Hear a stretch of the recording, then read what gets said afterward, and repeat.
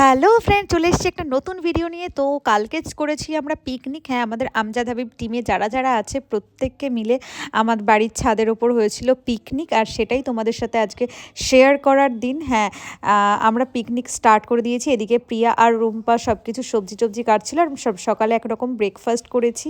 তারপরেই আমরা এদিকে চলে এসেছি, পুরো রান্নার মেনুতে চলে এসেছিলাম।